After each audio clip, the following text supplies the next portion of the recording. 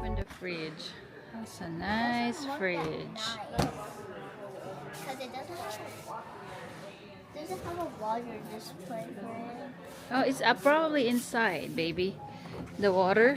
It's probably here inside. Oh, no. Can I Wala see? nga water. No water? Oh, yeah, we don't have water because we have ice in there in the bottom. Okay. Yeah. But sabi dito internal water pero wala naman. Ganda, diba? So, ayan na. Nakabili na kami pero hindi pa daw Want me to help you carry that? maybe that is drinks. So, hindi pa daw ma-deliver until when? Maybe at 3 weeks, you know, because it's Wait. 10 days. well, but then it's holiday too, so it's gonna take a while. Minutes. I know. And We're gonna take there's a car. we're gonna take turns in washing the dishes, okay? No. Who said wash the dishes first? You first, late tonight. What? Yeah. No iPad? No iPad until you wash the dishes. Oh, wow. Oh. Oh, baby. Yeah. Tomorrow. Because it's bookstore day and I want to be good on bookstore day. Okay. So, itlog. Dito ko ano yung chicken. Tapos yung saan na yun? Yung breading. Ayun, breading mix. Sa bahay na kami.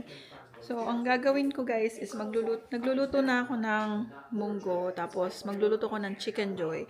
Kumain na sila Phil. Kumain na si Vivi, yung mga bata. So, ako na lang ang hindi kumain. Kasi, gusto ko ng munggo. Ayoko nung bumili sila sa labas eh. Mas gusto ko munggo kainin tonight. Tsaka with chicken joy. Nahanap ko yung recipe ng chicken joy ng Jollibee. Hindi ko na siya makita. So guys, nagpaano tayo 'di ba sa Facebook. So ano natin 'yon. Adobo sana kaso bukas ko na lang lulutuin. Munggo muna. O sa Sunday ko na lang lulutuin yung adobo. So, munggo muna tayo ngayon at saka chicken joy. So, ayan. Tara, tingnan natin. Pinakukuluan ko na yung munggo para lumambot. Tapos, yung chicken joy na lang. Hinahanap ko yung recipe na ginamit ko noon. Hindi ko siya makita. So, binabad ko sa lemon juice yung munggo. Ay, yung munggo. Yung chicken joy. Tapos, gagamitin ko is itong Mamasitas na breading mix.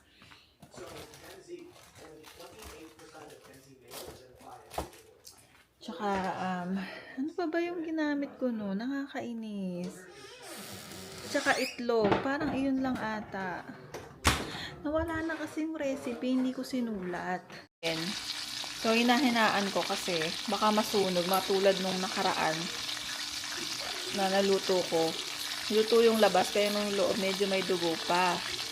Tapos guys, ito yung masarap na munggo. Ito ang style ko ng pagluto ng munggo. Masarap, diba?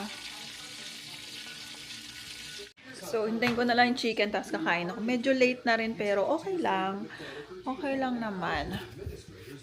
So, sasagutin ko lang yung comment ko dun sa isang nag-comment. Sasagutin ko lang yung isang comment doon sa isang sabi niya, teka ha, basahin ko. Para may hindi naman siya mali. Hindi ko naman sinasabing mali yung comment niya. Actually, tama naman siya. May tama siya. Pero napansin ko lang sa pag mga nag-comment, parang may hugot talaga sila. Parang galit na galit sila sa video mo. Ganun. Pwede naman nilang sabihin na mali ako in a nice way. Pero talagang pagdidiinan ka na lang. Alam mo yung parang naano ko sila sa in past life nila. Parang gano'n. Hindi ko sinasabi itong particular na nag-comment. Pero yung ibang nababasa ko. Gano'n. Natawa ka na lang eh. Sabi niya, season nurse daw siya sa US. And nag-work daw siya sa different departments. Mostly daw sa acute care and LTAC. So guys, yung acute care, yun yung sinasabi ko sa inyo na meron din akong experience sa long-term care at acute care. Doon ako nag-work din. Sabi niya, I don't know what you guys mean by mahirap na trabaho sa US. Each day you come to work is different. Sabi niya gano'n, if you want easy work in a clinic but way less pay or don't work. Walmart is easy and no-brainer. There are many options where you can find work and kung hindi mapili, an RN can never be unemployed, which is true. You cannot be unemployed as RN. Actually, sabi ko nga sa inyo, nag-double job ako, diba? So, I don't think there's a perfect job no matter where you are. And that is true. There's no perfect job. Lahat talaga. Yung asawa ko, IT na siya, pero ano pa rin siya, stress pa rin siya sa work. Hindi ko alam anong kinaka-stress niya sa work.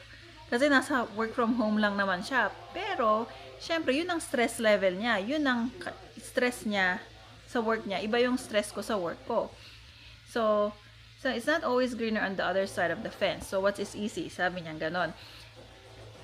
Sabi niya, sitting around, sipping coffee, texting, surfing the web, and then expect a big paycheck. Please share where to find a job, RN job like this. K? Yun yung ano niya, ang comment niya na yon. So, una sa lahat, yung sa comment niya na yon, sinasabi ko na, hindi na ko naman sinasabing mali siya dun sa comment niya.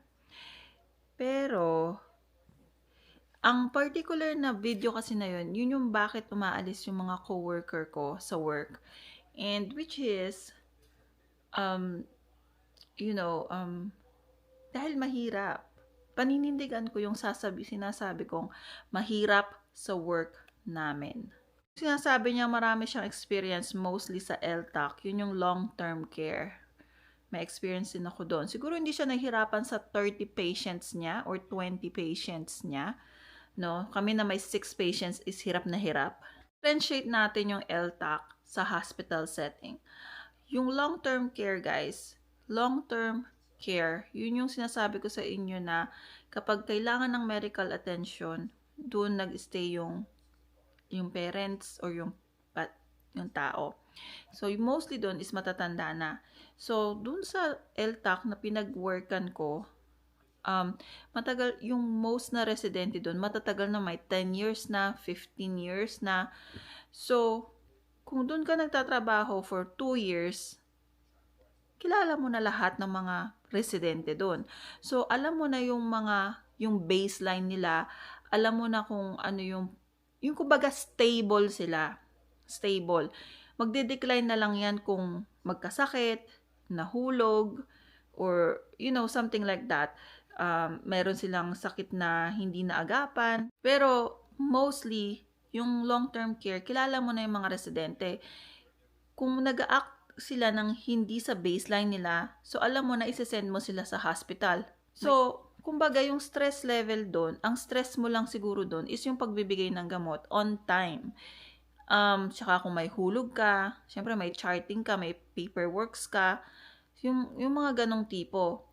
Now, ngayon, yung sinasabi ko sa hospital, yes, paninindigan ko yun, mahirap ang work sa hospital. Bakit? Pagdating mo sa work mo, hindi mo alam kung anong dadatnan mo. Iba-iba yan. At saka yung turnover ng patient is mabilis. 2 days, 3 days, iba na yung pasyente mo ulit. Halimbawa, dumating ka today, yung pasyente mo, 2 days ka mag-work, 2 nights, 2 days. Yung pasyente mo kinabukasan, iba na naman. So, ganun ang ano sa hospital. So, hindi mo alam kung ano yung baseline ng pasyente na to. Yung dadatnan mo, iba. Hindi katulad sa long-term care, nakilala mo talaga dente. So, tapos, pangalawa pa, yung sinasabi niya na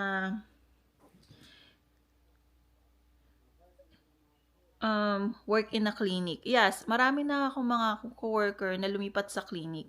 And guess what? They pay the same as sa hospital. Na pinag-work namin. Ang pinagkaiba lang is they work 5 days from 8:30 to 5:30 or 8:30 to 4:30, for 5 days or 4 days. Sabi niya, Walmart is easy and no-brainer. Para kasing sinasabi niya na, kung ayaw mo mag-nurse, edi mag-Walmart ka. Yung mga coworkers ko na yon, hindi nila pinili na maging stress sa work. Sana naman, hindi mo, alam mo yon yung sasabihin mo na, dahil ikaw naka-survive ka sa 30 patients mo, or 20 patients mo sa long-term care, kaya ng iba. Yung stress level mo o yung kaya mo, hindi kaya ng iba yan. Kasi sa ating mga Filipino guys, ang atin kasi, nag-work tayo sa Pilipinas, hirap na hirap tayo sa charting, paper charting, may 30 patients ka sa hospital, yung mga ganong bagay ba. So, ang ano natin, kapag lumipat tayo dito sa hospital dito sa sa US, parang sisiw lang sa atin, parang ganon. So, ibahin naman natin, iba yung US, iba yung Philippine setting. So, iba yung stress level ng bawat tao, iba yung expectation ng bawat tao. Yung expectation mo ay iba sa expectation ng iba. So, wag mong ibabasa yung expectation mo, sa ibang tao na, ano ba yan, puro expectation, basta yun. Tapos, ang sinasabi pa niya dito, I don't think there's a perfect job. Tama yun. There's no perfect job. Kasi nga sabi ko nga, asawa ko, may stress din siya, pero nasa work from home lang siya, diba? No matter where you are, even if you change jobs every month, it's not always greener on the other side of the fence. Masyadong malaki kung itatakil ko to. Ang sabi niya, is not always greener on the other side of the fence. What? You can make your, yung place mo a greener place. But how? By patient-nurse ratio. California is having strike because of short staffing. Kung always fully staffed kami, yung mga co-workers ko na yun, naalis ba sila? Hindi sila aalis. Kasi, ang fully staff sa amin is only have 4 patients. Yun ang fully staffed. Because we're always short, we, na-force kami to have 5 patients or sometimes 6 patients in a telemetry, in a medical complex where everything is complicated. So what is easy? Sitting around? Yung ganon. Yung parang nang-insulto ka pa na yung sitting around doing, doing nothing or whatever. Hindi yun ang easy. Kung yun ang iniisip mong easy, then be it. Yun ang interpretation mo ng easy. Pero ang sa amin is fully staffed na sa nursing and increased salary. And una pa ang last pa sabi niya, share where to find the RN job like this. Yung daw nakaupo ka lang. Actually, meron akong alam. Kaso, kapag nag-apply ka na, there's 300 applicants right away.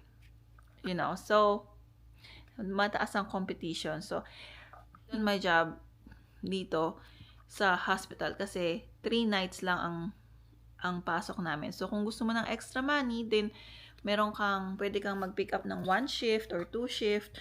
May extra money ka na para sa paycheck na yun. Kapag mag-vacation na bawa 6 days ang final mong PTO, ang talagang nun is 26 or ang maximum nun is may 24 days ka na hindi ka na nakabakasyon ka. Diba? Ang sarap. Kung magti 3 days ka, 3 days, sa schedule, kung kaya mong ayusin yung schedule mo, ang pinaka-long off mo na hindi mo ginagamit ang PTO is 8 days. Yun lang ang ginagawa ko para hindi ako mahirapan sa work or iwas stress. Namamasyal kami every time may off. Tapos hinahabaan ko yung day off ko minsan. So yun. Pero meron ngang iba talaga na they can't take it anymore. Na sobra na yung pag short staffing namin na stress na, mahirap. Paninindigan ko talaga yung sinabi ko na yun, kung sa video na yun, mahirap ang nursing. Kung sa'yo, madali, sa'yo yun. Hindi, kahit sinong tanongin mo sa work ko, pumunta ka sa work ko, lahat ng sagot sa'yo, mahirap, stressful. Ang video for today. Anyway, thank you for watching guys. Thank you sa mga followers, supporters sa Facebook. And please don't forget to subscribe. And alam niyo naman, if may nasabi naman akong mali, it's fine. I'm very open sa conversation and you can always tell me in the comment. And I will respectfully answer. Basta maayos din yung sagot ninyo, or, hindi kayo yung parang nang insulto na alam niyo yung lahat. Yun lang. Bye!